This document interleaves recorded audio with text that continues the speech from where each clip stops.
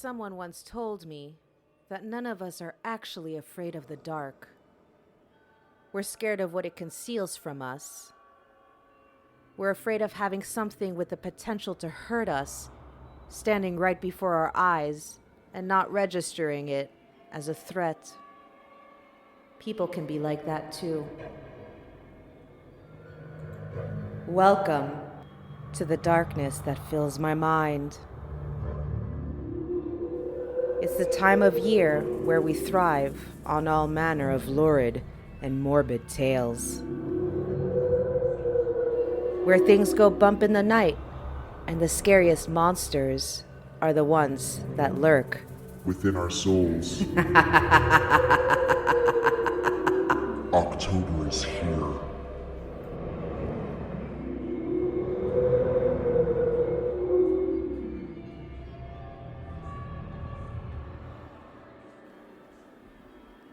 Without further ado, let's look at the morbid secrets of the infamous Italian island known as Poveglia. Could this tiny island be hell on earth?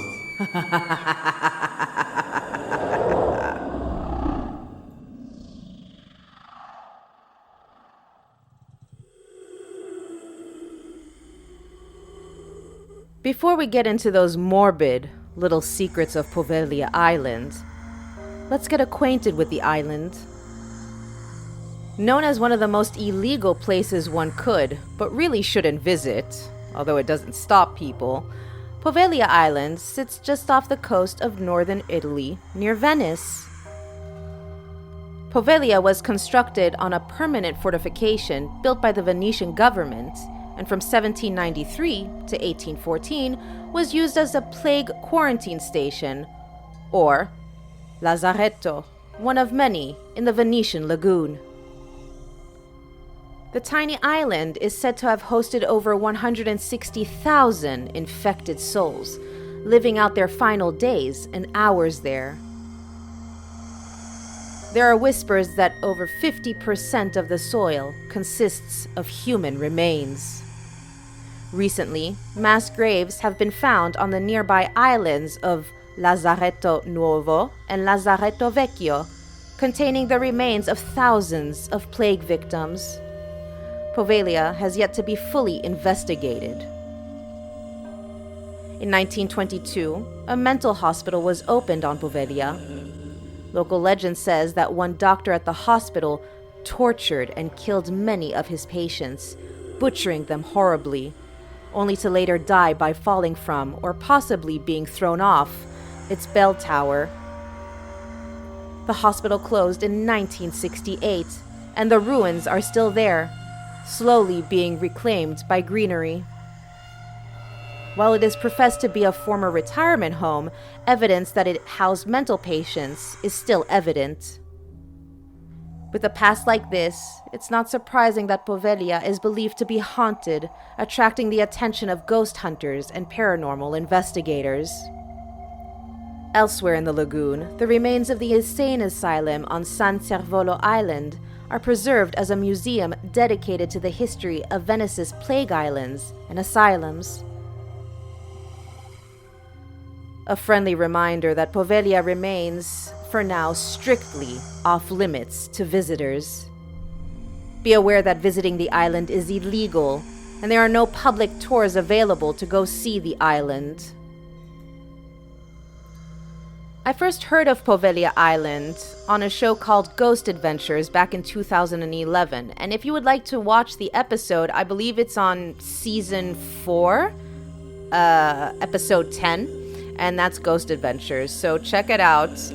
One of my favorite shows back in the day that we used to watch all the time when I was living in China with my roommate, Anna. And yeah, we had this thing of where we would watch non-stop Ghost Adventures. But anyway, I would like to also say that listeners' discretion for this episode is strongly advised. As mentioned before, the island is off limits, but some visitors are still curious about the small, infamous Italian island that once hosted thousands of Black Plague victims, serving as a quarantine island for those who were even suspected of harboring the bacteria. The island remains one of the most haunted places in Italy, and despite the fact that it is illegal to visit Poveglia, thrill seekers continue to consider it a cool, albeit creepy destination. However, everyone who has ever taken the chance of stepping foot on the island has left with absolutely no desire to ever return. It was the island where plague sufferers were taken to die. The Italian island of Poveglia has a history chock full of tragic events going back thousands of years. During the Roman Empire, the island was used to house victims of the plague in order to protect the rest of the country, forcing inflicted people to live and die in isolation. Then, during the medieval era, when the plague returned and killed off nearly 2/3 of Europe's population, Poveglia was again called upon to take in the sick and dying. Dead bodies quickly began to overcrowd the island, and thousands were dumped in large, common graves. In many cases, the bodies were burned. Some overly cautious Italian communities even got into the habit of shipping away anyone who showed the slightest signs of illness. Many of those people had not actually been infected with the plague at all and were literally dragged to Poveglia and dumped atop piles of rotting corpses.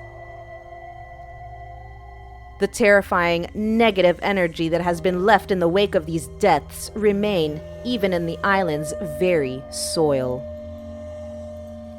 The very soil has turned rotten. Poveglia Island still happens to be home to thriving grape vineyards. The only people who dare visit the island these days are those who go to seasonally harvest the fruit. Grapevines must do well in ashy soil because it has been said that more than 50% of the island's soil is composed of human ash. Yes, over the thousands of years, that is just how many people have perished and rotted on the nightmarish island. A psychiatric hospital was built on Poveglia, resulting in even more tortured souls. When a mental hospital was opened on Poveglia Island in 1922, few people were very surprised. However, the arrival of droves of mentally disturbed patients to the island only served to enrich the legend of it being a place to avoid. The isolation and privacy offered by the island also allowed for disreputable scientists and doctors to do as they pleased to their patients. Reports of widespread abuse and heinous experiments began to float back to the mainland, bringing with them the screams of the tortured souls trapped there. Doctors tortured their patients on Poveglia.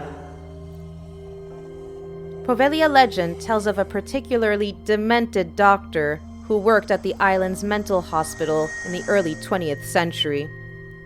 His notorious experiments on patients are still shocking when told today.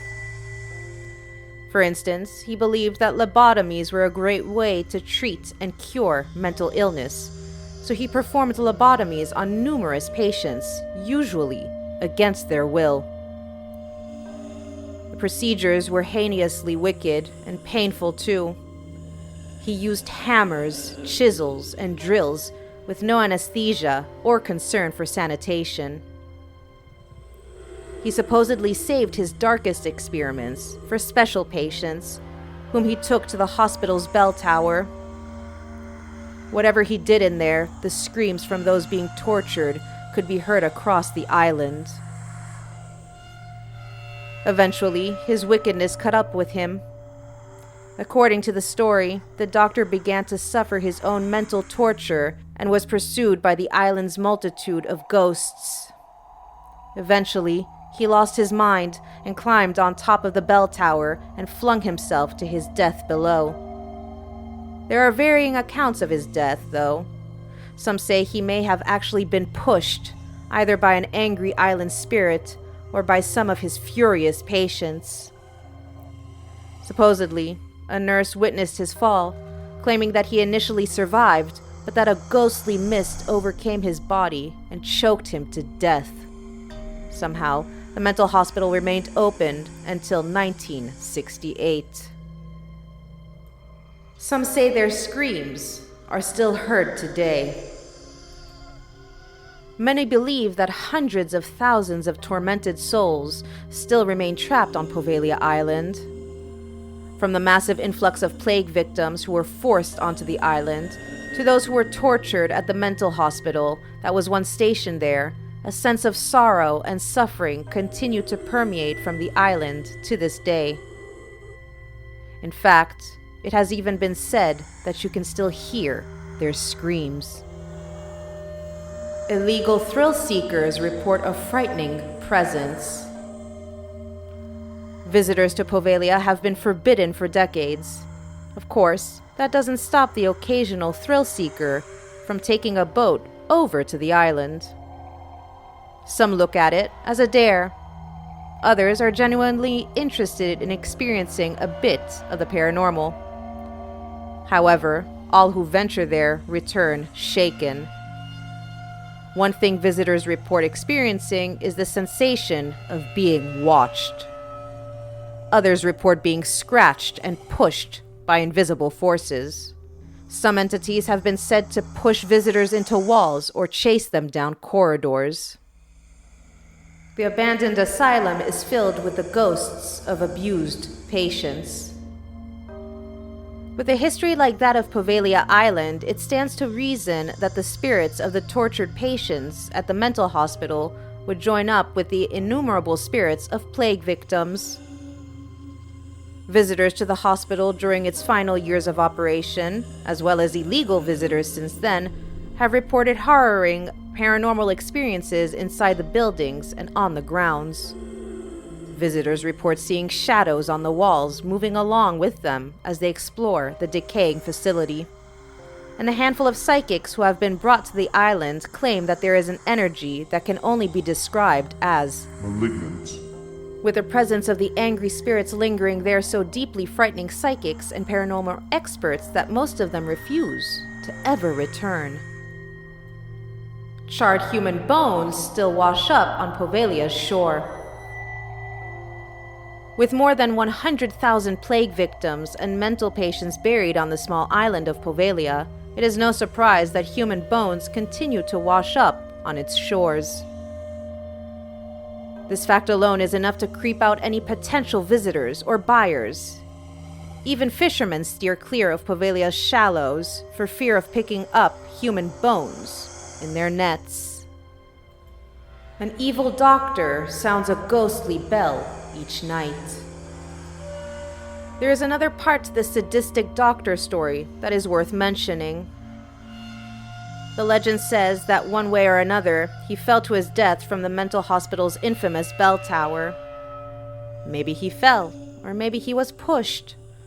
However, some elaborate on the legend and claim that the doctor was seized, still alive, by some of his lobotomized patients and bricked up in the wall of the bell tower. Other versions say that patients placed him in the tower after he was dead. Locals to this day claim that the doctor's spirit is still in the tower and will remain there forever, and that on a quiet night, if you're listening closely, you can hear him ring the tower bell. Haunting leads to the abandonment of the island.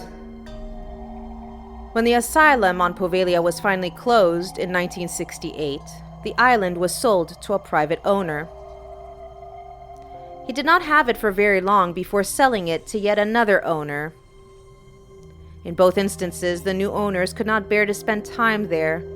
The atmosphere was heavy and morbid. Strange sounds combined with all of the hauntings that have been reported continued to prevail. As a result, the island was left completely abandoned. It has come up for sale again, but the deals continue to fall through. Maybe prospective owners have heard too many frightening tales in advance. A menacing voice orders visitors to leave and not return. Amid the numerous reports from illegal visitors is the story of a thrill seeker who went to Poveglia with a group of friends. Upon entering the abandoned mental hospital, the illegal tourist reported a heavy sense of dread descend around them, followed by a deep voice that warned, Leave immediately and do not return. They immediately complied. Before the plague, the island quarantined all visitors to prevent spread of disease. Venice initially used the island to quarantine visitors before they entered the city. As an important trading post, many people came and went. Venice had the strictest sanitary laws. The government required all traders to live on Poveglia for 40 days before Venice allowed them into the city. Their stay was not torturous, however, like it was for plague victims. People had their own rooms and sometimes even their own apartments. They ate, drank, and had contact with the outside world through mail. Today, it is illegal to visit the island. Poveglia holds the dubious distinction of being listed as one of the world's most illegal places to visit. Even though trespassers know that they will be sternly prosecuted under Italian law, bold, curious, and perhaps foolhardy travelers from all over the world continue to explore the paranormal possibilities by visiting the island Illegally.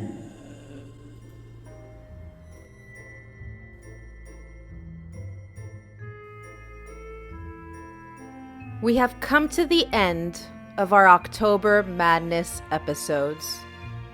Again, I would like to thank you for all your support. Although Beauty Unlocked's regular episodes are not horror paranormal themed, I hope you will join us once we return to our regular schedule. I'll be taking a bit of a break in November to rest and recuperate and plan. So make sure to follow us throughout social media. You can type in Beauty Unlocked the podcast and we should come up on Facebook, or now it's known as Meta. I'm not too sure.